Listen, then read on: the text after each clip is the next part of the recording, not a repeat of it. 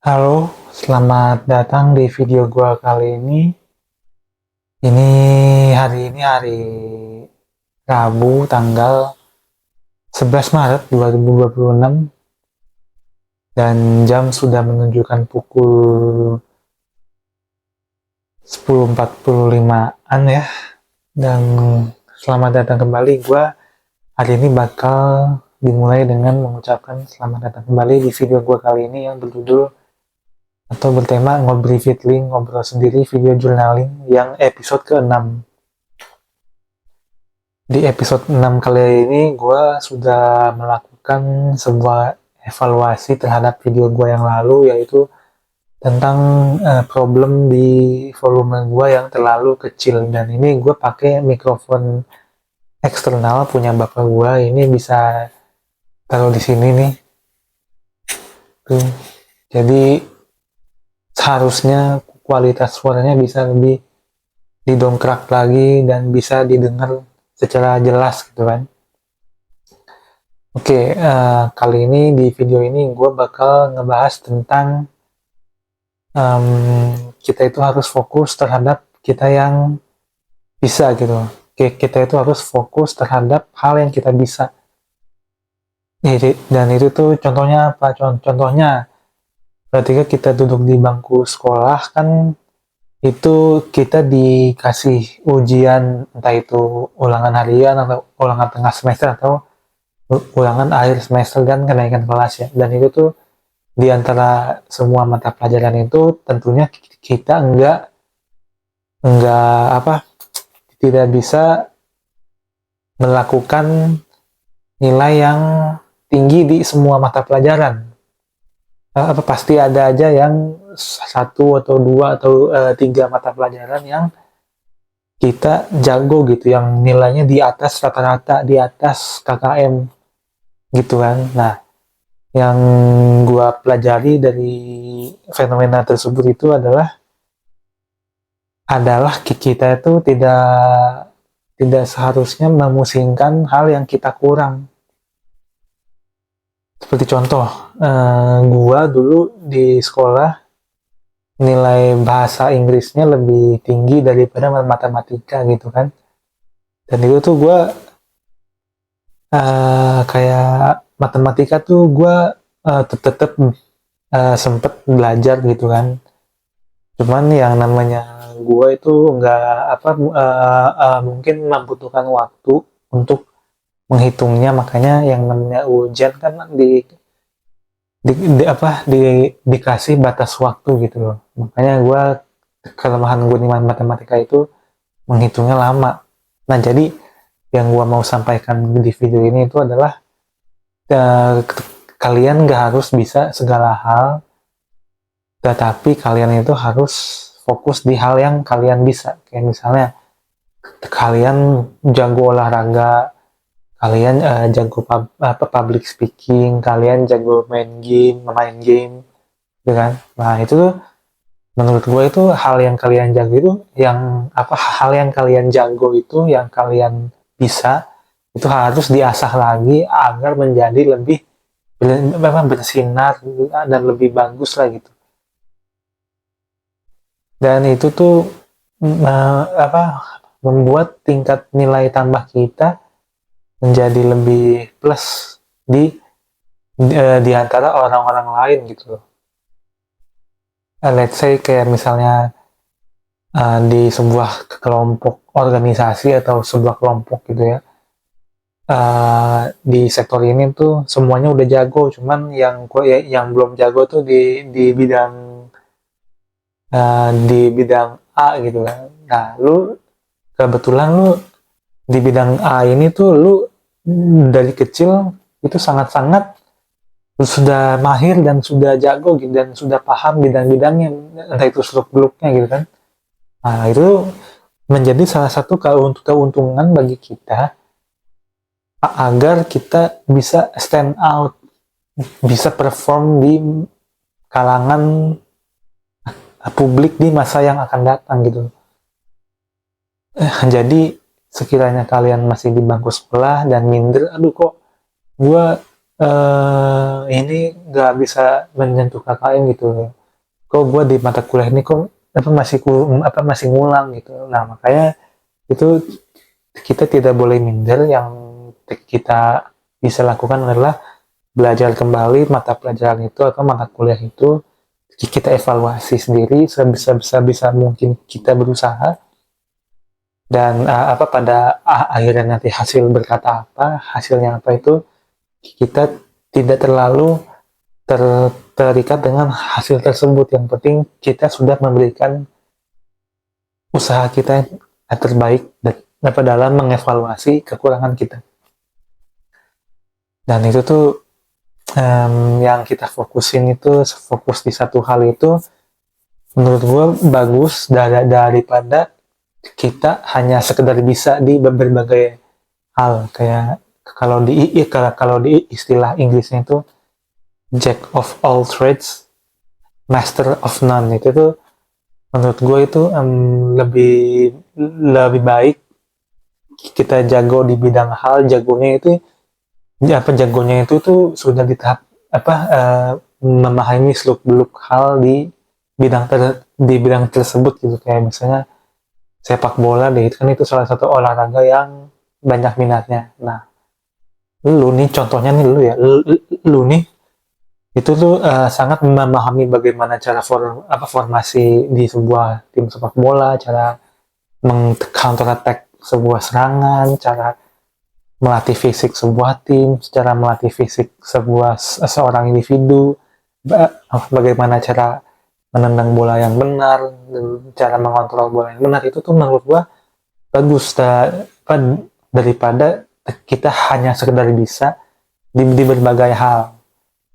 Kan bisa jadi itu kita nanti ke depannya itu kita bisa jadi sang ahli atau sang expert atau sang maestro di bidang tertentu gitu loh. Itu menurut gue bisa jadi sebuah motivasi bagi ke depannya untuk terus mengasah skill atau keterampilan atau kebisaan yang kita sudah jago di bidang tersebut gitu loh.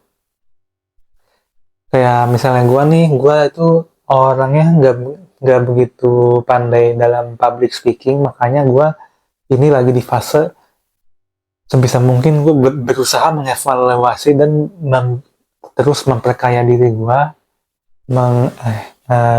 enrichment diri gue terhadap bidang yang gue belum begitu bisa. Siapa tahu dengan gue melatih public speaking gue seperti ini, gue nanti ke depannya bisa menciptakan skill baru. Ya walaupun gak begitu jago, tapi gue bisa di hal yang tadinya gak begitu bisa gitu loh. Jadinya itu termasuk win-win solution bagi gue. Gue walaupun gak berniat sebagai yang jago banget, tapi ini bisa menjadi sebuah investasi keterampilan yang berguna di masa depan yang akan datang, khususnya di era-era di era digital yang seperti ini gitu.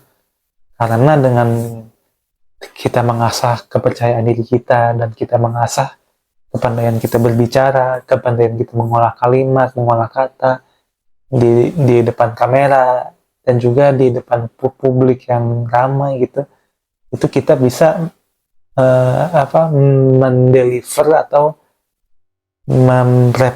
merepresentasikan diri kita sebagai hasil usaha yang sudah kita torehkan setiap waktu, setiap durasinya, itu menjadi sebuah pencapaian yang tadinya kita mungkin pesimis terhadap hal di bidang ini gitu. Makanya gue itu sangat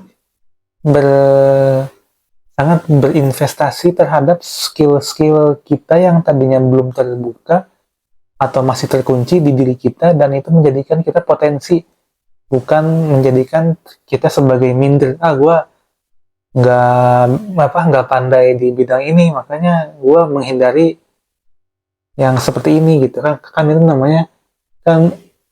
Itu namanya sebuah avoidance, sebuah sikap yang menghindar. Apa-apa kita menghindar. kita bakal lihat kita sejauh mana kita menghindar, walau kalau kita ujung-ujungnya bakal bertemu jalan yang buntu atau tembok yang tinggi gitu. Dan itu kita sudah tidak bisa melakukan hal lain lagi selain kita memutar balik, kita hadapi rasa minder itu, rasa takut itu. Kita akan lewati sebuah rintangan yang seperti tembok atau seperti jalan buntu kita gitu. Makanya kita itu harus overcome diri kita dan lebih melewati batas kita yang tadinya kita merasa itu batas, menjadi kita daya dobrak kita untuk merubah diri kita, mengevaluasi diri kita untuk masa depan yang lebih baik. Gue waktu itu tempo hari pernah lihat sebuah ilustrasi. Jadi itu ada orang yang lagi menggang chat, ember chat dan kuasnya gitu ya. Dan itu dia tuh posisinya lagi diposisikan di sudut ruangan tembok itu, dimana seluruh lantainya tuh sudah dia cat, dan dia itu lagi posisinya itu lagi kebingungan bagaimana dia mengecat tempat dia yang sedang berdiri itu. Dan itu tuh bermakna, sangat banyak maknanya yang bisa kita ambil dari sebuah ilustrasi tersebut, yaitu pikirkanlah salah satunya ya, pikirkanlah cara bisa menyelesaikan suatu titik yang tadinya belum selesai gitu loh. Atau kita bisa mengambil teori supaya jangan terikat ke suatu hal, tapi kita bisa terkoneksi ke berbagai hal. Kayak misalnya kan itu kan posisinya kan ada sebuah ruangan yang sudah dia cat, dan itu tuh posisinya dia lagi di ujung ruangan itu, dan dia kebingungan atau kesusahan bagaimana cara dia mengecat sisa ruangan itu agar tercat semua kan. Dan caranya itu adalah satu tadi, dengan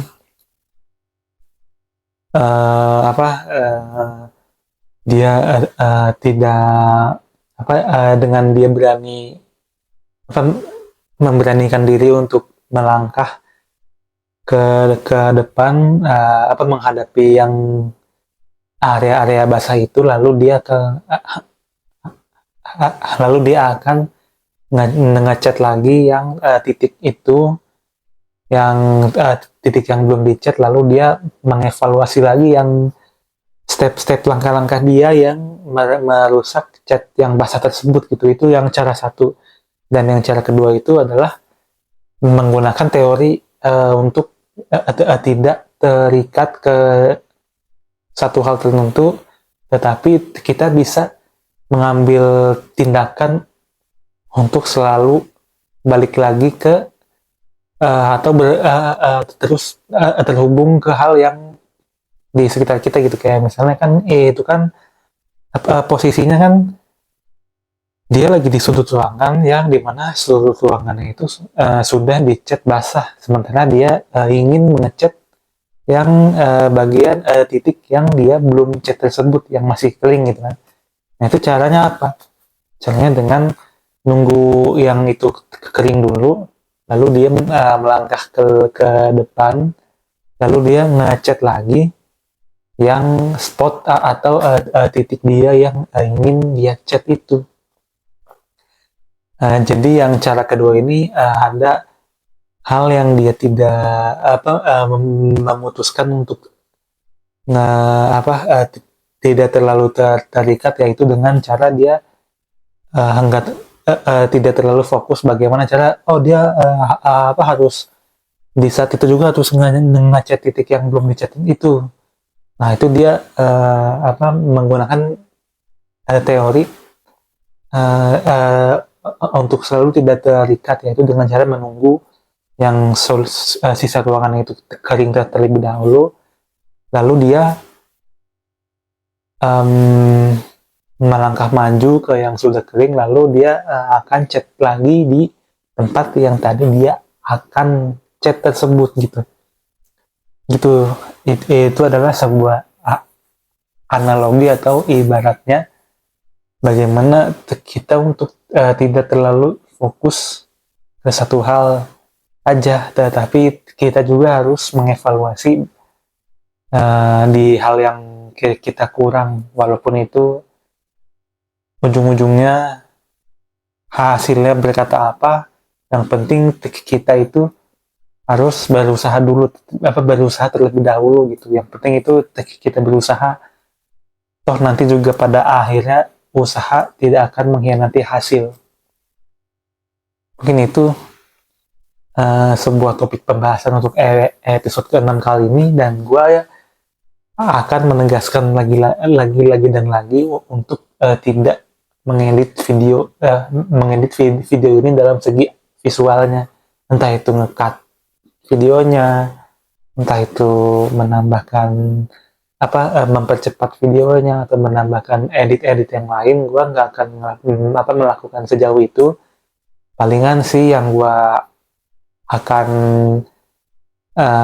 memonitor itu dari sektor audionya, yaitu apakah dengan mikrofon ini bisa menjadi jelas suaranya terdengar oleh pemirsa semua, apakah lebih baik gua pakai settingan yang kemarin, yaitu pakai TWS, mikrofon TWS. Seharusnya sih pakai mikrofon eksternal ini sih lebih jelas ya suaranya. Nah, karena ini dia sistemnya itu ada dua perangkat device, yang satu ini buat mikrofonnya dan ini tuh sebagai receivernya gitu. Dan di receivernya sih dia ada indikator warna merah nih. Tahu ini baterainya lowbat apa gimana, gue nggak begitu tahu karena ini baru pertama kalinya gue menggunakan mikrofon eksternal. Semoga aja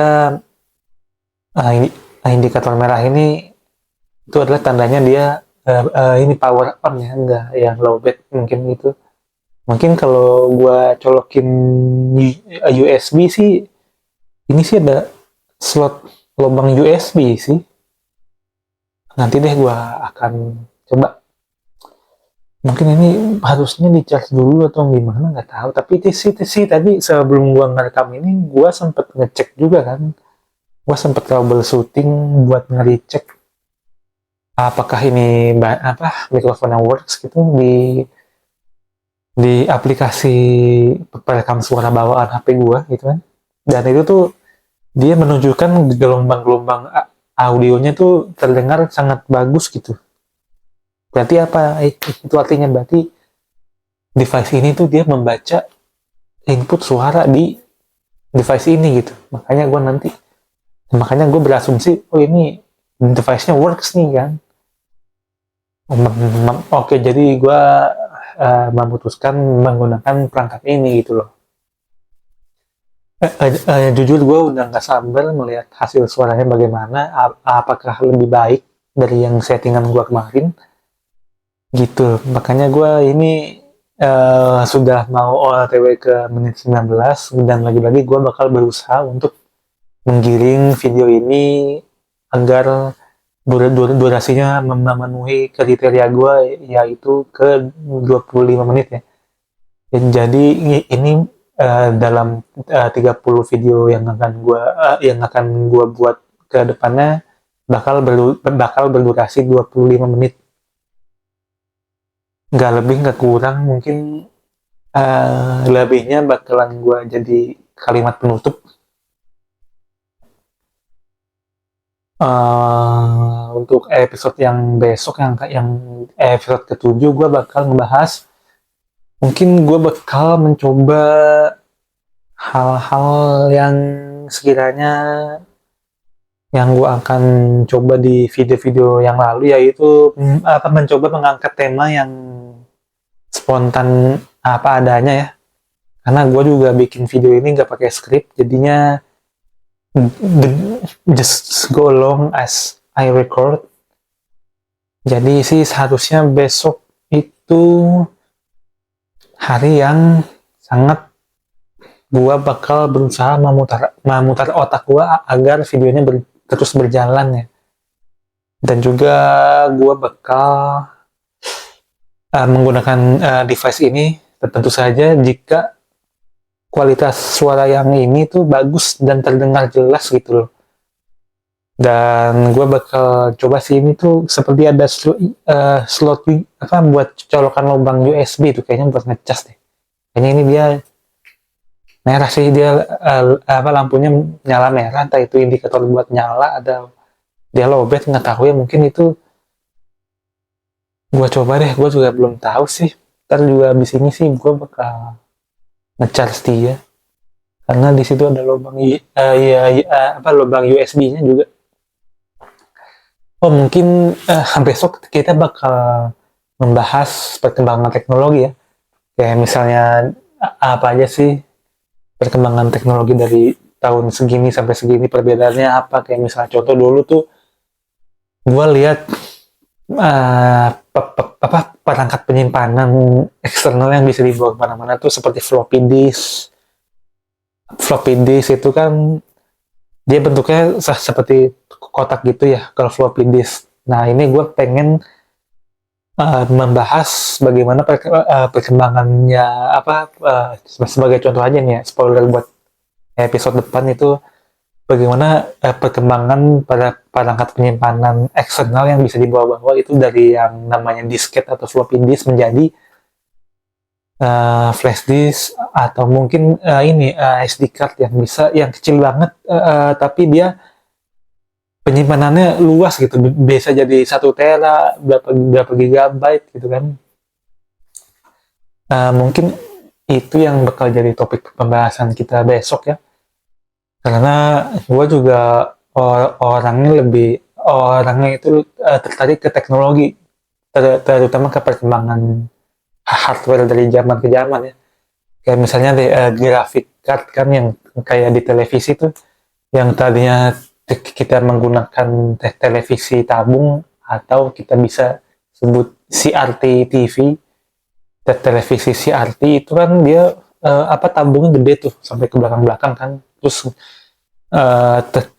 kalau mau dipindahin tuh minimal harus 2 orang dulu karena itu saking beratnya. Dari yang CRT TV menjadi ke TV slim gitu kan, TV yang tipis banget, dan itu walaupun dia dari segi fisiknya tipis, tetapi dia bisa memberikan kualitasnya tajam gitu. Kualitas gambarnya tuh sangat sharp, sangat high definition gitu lah. Hanya gue sangat amazed bagaimana perkembangan teknologi itu sangat berubah pesat dari zaman ke zaman. Oke, itu untuk topik pembahasan kita buat besok. Dan ini sudah memasuki waktu ke menit 24, sekitar 2 menit lagi lah gue akan mengakhiri video ini. Mungkin kalian bisa komentar bagaimana harinya, karena gue ngerekam ini selalu di malam hari jam 10.40-an ke jam 11-an. Yang penting sih gue nggak lewat dari waktu 20.00 ya, karena itu sudah masuk ke hari berikut. Ini jam berapa BTW, ini sudah jam 11.12 dan gue bakal upload ini seharusnya jam 11.45 sudah video ini sudah diupload ke YouTube. Dan ini sudah masuk ke menit 24, dan lagi-lagi kalian bisa berkomentar bagaimana untuk masukan ke gue bakal video buat besok tuh seperti apa. Apakah gue harus mempertahankan video yang format seperti ini untuk ke depannya, atau kalian punya saran ide konten video lain selain berformat hashtag #ngobrifitling kayak gini. Oke, kalian bisa komentar di bawah, karena gue juga membuka komentar ini publik, dan video ini bakal gue upload ke publik. Dan ya ini sudah memasuki menit ke 25 harusnya. 3 detik lagi dan gua akan mengakhiri video ini seperti biasa. Nama gua Gafras Hajidan Ajda dan gua bakal ketemu lagi kalian di episode besok atau episode ke-7. Sekali lagi, dadah.